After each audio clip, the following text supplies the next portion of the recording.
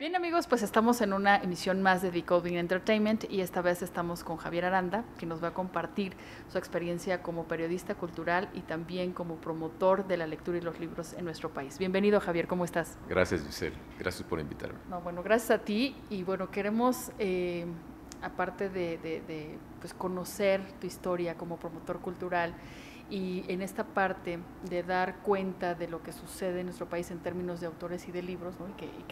Además que lo haces muy bien, que nos cuentes cómo es que de manera personal tú te vas perfilando hacia esta cuestión de recomendar libros, de conocer a detalle a los autores, de incluso hacer pues una crítica sobre esos libros a distancia, como también nos comentabas hace unos minutos. Bueno, es un proceso natural. Yo estudié en una parte de mi vida periodismo y llegué a la necesidad de querer compartir, como muchos quieren compartir, que son los escritores y los periodistas, la gente que hace teatro también, todos quieren compartir su experiencia con algo que les gusta, y a pesar de que mi perfil era sobre todo de investigación, sentí necesidad de compartir lo que me gustaba. Empecé a trabajar en los medios, estuve en La Jornada, sigo colaborando en La Jornada, aunque curiosamente ahora no con la frecuencia que quisiera, porque tengo como 5 meses de no escribir una sola línea, y es porque lo que estoy haciendo ahora en medios electrónicos es como muy absorbente, muy demandante. Y en esos caminos, digamos, me hice radio con Octavio Paz, que no, la verdad no es cualquier cosa. ¿No? Me gustó mucho. Él no estaba frecuentemente, pero tenía yo contacto permanentemente con él para ver los temas que íbamos a tratar, los autores que íbamos a poner, digamos, a quién podíamos entrevistar, yo y otros amigos que teníamos, pero sí grabó al final los últimos poemas que él hizo, ¿no? Que después publicó El Círculo de Lectores, y pues es un material bastante bueno. Yo hice 3 programas, hice originalmente 3 programas y de ahí salieron los 3 discos con lecturas de poemas de Octavio Paz. Entonces fui metiéndome, digamos, a los medios electrónicos y de una manera un poco casual.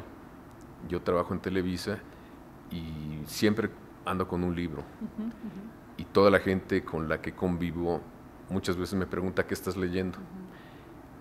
Y era la época en que había un programa Tercer Grado y me preguntaba Denise Dresser, ¿qué estás leyendo? Le decía, estoy leyendo esto. Luego Loret de Mola me preguntaba lo mismo, Leopoldo Gómez, y un día Broso, Víctor Trujillo, me dijo, ¿por qué no colaboras conmigo? Y le dije, ¿en calidad de qué? Dice, pues de lo que haces. Le digo, pues yo solo leo. Dice, eso. Le digo, ¿y qué haría? Y dice, pues tendrías un espacio para comentar lo que lees. Le digo, pero no son novedades. Dice, no, lo que tú estás leyendo. Okay. ¿Y cómo se va a llamar la sección? Me dice, ¿qué estás leyendo, Javier? ¿Te parece? Dije, bueno. Y es libre, es libre. Y así empecé a comentar las cosas que me gustaban. Entonces fue como un proceso muy natural, de que luego me dicen, te emocionas al hablar de un libro, de un texto, de un poema, y es porque son experiencias que a mí, de autores que me gustan, que me conmueven, que me preocupan, que me hacen ver zonas que no conocía, y eso pues lo comparto a partir de la televisión, y la televisión me hizo dar un salto. Me dijeron que mucha gente hablaba para preguntar el título exacto del libro que yo había comentado y querían ver la portada. Entonces Víctor Trujillo me dijo, abre una cuenta de Twitter y pon, este es el libro que hoy comenté, y pones la portada, y así no me haces trabajar por ti, porque le preguntaban a él directamente, ¿no? Lo hice y eso me empezó a meter a ese mundo, al mundo digital de las redes, y es un mundo muy interesante que tiene otras reglas que yo creo que los medios tradicionales no hemos entendido. No hemos entendido, por ejemplo, que la televisión del futuro y del presente para muchos está en la web. Los formatos son también los mismos de la web. No buscan mucha resolución, pero buscan la credibilidad de las cosas que están pasando. Por eso vemos luego videos que están mal tomados, no es tan muy clara o nítida la imagen, pero nos está diciendo algo que nos llega, que nos jala, que nos interesa. Eso es lo que los medios tradicionales y quienes trabajamos en ellos debemos entender. Esta parte de cómo te preparas para el programa, porque tú estás leyendo, tú tienes ese hábito, ya tienes el libro y demás, pero ¿cómo te preparas para esa sección que tienes los viernes? Bueno, hay temas. Yo trato de darle sentido y actualidad a las cosas. Por ejemplo, mucho tiempo se estuvo hablando de la cartilla moral de Alfonso Reyes, porque el PG había hablado de la cartilla moral, y todos hablaban y nadie la había leído.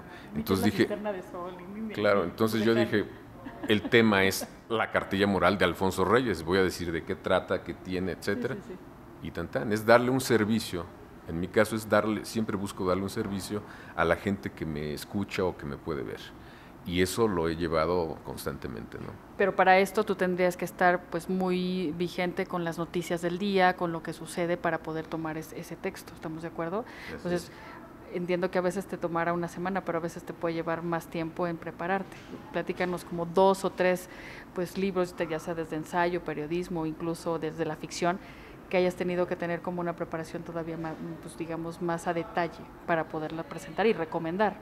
Bueno, trato de que empate la actualidad periodística con alguna lectura para dar otro enfoque, no mío, sino de alguien que yo respeto o reconozco, para entender algún fenómeno social, algo que está pasando, ¿no?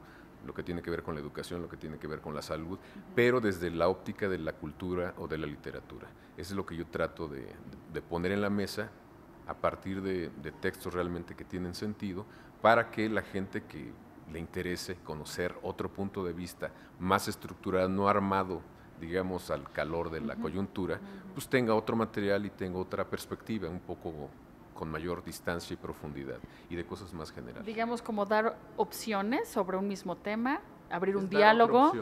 Es dar otra opción, por ejemplo, ahora con todo lo que pasa en materia educativa, pues te das cuenta que muchos de los que opinan, de los que hablan, no conocen realmente el fenómeno educativo, y ya en otras ocasiones, ahorita no lo estoy haciendo, he hablado de procesos o de autores, de pedagogos, que yo leí, que me gustaron mucho y que pueden ayudarnos a entender.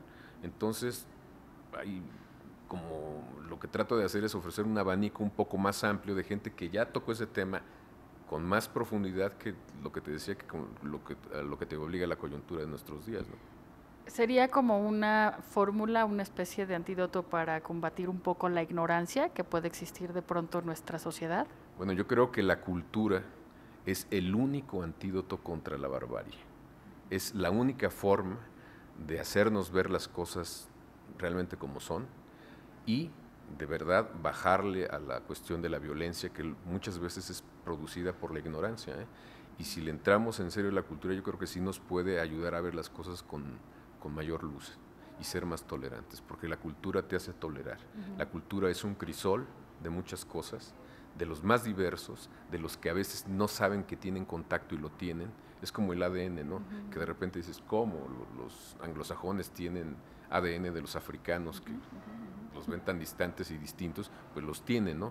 La cultura es un crisol también, y es un crisol que, como es muy activo, siempre se está renovando, siempre se están enfrentando los distintos para animar la mesa de la cultura.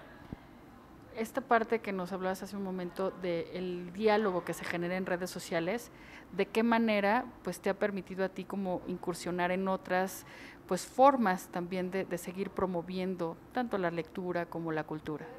Pues te obliga, los 140 caracteres te obligan a dejar el rollo de lado, ¿no? Entonces vas a lo esencial. Y esas cosas yo creo que son positivas en nuestra cultura, que a veces era demasiado verbosa. Te hablaba en algún momento, antes de empezar aquí, de esa cultura del siglo XIX de escribir novelas larguísimas, Los Miserables, que están muy bien y las lees con mucho gusto ahora, pero eran construcciones perfectas. O sea, la materia prima, el lenguaje, está muy bien hecho. Pero si nosotros seguimos copiando esas formas para contar historias, los jóvenes de ahora les da flojera, porque ni siquiera son el Taj Mahal, claro, para que te asombre la estructura y la luz te rebote y te maraville, sino son estructuras del tamaño del Taj Mahal, pero que no tienen nada, ¿no? Son como de paja. Pero que además, si piensas, no sé, en el Conde de Montecristo, ¿no?, de Alejandro Dumas, que en las primeras veces que se publicaron no fue de una sola entrega, sino fueron por episodios. También eso habría que contextualizar para ver de qué manera, si nos acercáramos a esas novelas, ¿no?, esas historias, quizás tendría que ser de esa forma, porque llegas con 800 páginas y bueno, ¿quién quiere leer 800 páginas? No, pues las leyeron por entregas y esa era una forma, y además eso los obligaba a los autores a hacer atractiva la entrega. No era la continuación de lo atractivo de hace 3 capítulos, no, tenía que ser atractivo en sí mismo, agarrar al lector y darle continuidad. Pero ha cambiado mucho, porque ahora esas descripciones que existen en este tipo de libros, que son muy buenas, en Hugo, por ejemplo, también, como que ya no se nos antojan mucho. ¿Por qué? porque el cine ha cambiado nuestra forma de ver. Ya no tienen que entrar con tanto detalle. A veces entrabas tú a ver los detalles de las salas, de cómo se vivía en el Polo Norte, con las sombras largas y todo eso. Y ya los chavos que han visto series y películas, pues eso les aburre. Si empiezo a describirlo, dicen, pues eso ya lo conozco. ¿Para qué me describes algo que es absolutamente obvio, pues? Entonces es otro tipo de lenguaje, yo creo que muy influenciado actualmente por el cine y más ahora va a ser por las redes. Cuando no estás leyendo, cuando no estás en tu programa de radio, ¿qué actividades tienes y que te producen placer y que lo haces por hobby?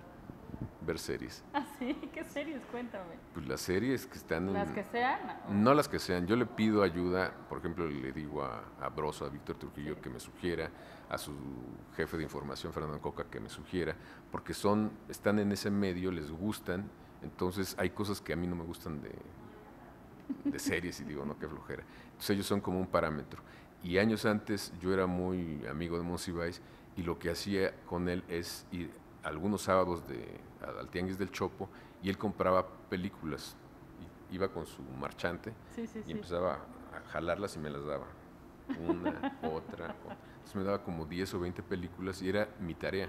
Verlas. Sí, porque yo estaba muy atrasado en materia de películas que tenían sentido y encontré cosas fabulosas. ¿Y después las comentabas con él? ¿O? Las comentaba con él, por supuesto.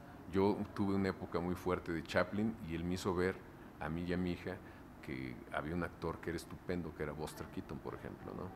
Y me acercó también a un cineasta que no conocía, muy violento, que es Tarantino, y me enseñó a ver también de dónde venía la tradición Tarantino, que es de John Woo. Es un cineasta chino, que en China fue muy espectacular, que cuando se va a Hollywood, aprende que los buenos no matan por la espalda, y en China, cuando él producía, los buenos también podían matar por la espalda. ¿Qué tal? Entonces, pues eso me actualizaron en materia de cine, ¿no? Además de estas actividades, ¿qué otras en términos familiares tienes a bien hacer? Pues salir con mi familia a caminar con un par de perras que tenemos. Ok. Y pues eso me gusta mucho. Eso, ver series y leer. Sí, leer nos queda claro que es tu actividad primaria, ¿no? Sí, y no es mi trabajo. Luego me dicen, ¿no te cansas? Pues sí me canso, pero es como cuando te cansas porque estás jugando básquetbol o porque te cansas porque ya es la segunda película que ves en el día o la tercera porque te gusta el cine mucho, pero te gusta. Entonces tengo esa ventaja de que mi trabajo me gusta. Javier, ¿qué viene para ti después de estos cambios que se están haciendo y reconfigurando en Televisa? ¿Tendrás algún otro espacio? ¿Tendrás algún programa? ¿Qué viene para ti? Bueno, hay muchas cosas, hay muchos espacios y las redes. Fíjate, curiosamente, mucha gente, jóvenes, a partir de las redes, me están diciendo, me están invitando, ya les dije que sí, a que yo tenga un espacio en YouTube y que suba cosas en Facebook para no depender, digamos, de una estructura determinada. Y por otra cosa muy práctica, y me lo han dicho muy claramente, muchas veces no te pueden ver en el horario que tienes. Exacto. Entonces, lo que los chavos quieren es la televisión a la carta. Y está bien. La vida que tenemos de largos trayectos, de muchas cosas con rapidez, luego no te dan espacios para decir, bueno, me voy a moldar a la programación de tal o cual canal. Entonces, si tú haces cosas y las subes a internet, la gente que le interese te va a seguir, te va a ver y vas a seguir manteniendo la comunicación con ellos, ¿no? Pues vamos a seguirte hasta donde, bueno, nos lo permitas, ¿no? Si es en YouTube o si es en redes sociales o en el programa también. Bueno, ¿Qué próxima estés? Lo que estoy haciendo, lo seguiré haciendo. También tengo proyectos en Canal 22 que tienen, ya verán, estoy tratando de conciliar, no de conciliar, sino de empatar la salida de la televisión tradicional, pero quiero que la salida en televisión sea la última salida. Quiero que primero se empiecen a filtrar y a manejar cosas, por ejemplo, de un documental a partir de las redes. Bueno, pues te seguiremos. Muchas gracias, Javier, por haber estado con nosotros. Bien, pues los invitamos para que nos sigan en la siguiente emisión de Decoding Entertainment. Muchas gracias.